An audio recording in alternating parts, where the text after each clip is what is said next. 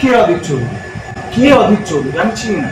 আমি চিনতাম একজন অধীর চৌধুরীকে, যে সাংসদ ছিলেন, এখন প্রদেশ কংগ্রেসের সভাপতি ছিলেন। এখন যে অধীর চৌধুরী আপনাদের সামনে বড় বড় ভাষণ দিচ্ছে, সে কি? কে? সে কি সাংসদ? না। সে বিধায়ক? না।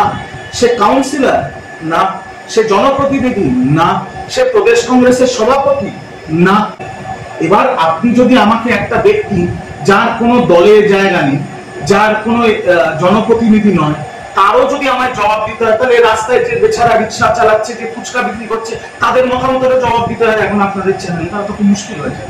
সেটা তো সম্ভব না। কিন্তু অধীর চৌধুরীর তো এখন লোকাল স্ট্যান্ডই কিছু নেই। কিন্তু কিছুদিন আগে বলেছিলেন আমি বাদাম বিক্রি করি, তো এখন বাদাম বিক্রি করে যায় বাদামওয়ালাদের জবাব দিতে হবে। মতামত থাকতেই পারে, গণতান্ত্রিক অধিকার, সবার মতামত থাকার অধিকার আছে, কিন্তু তার জবাব তো তৃণমূলের মুখপাত্র।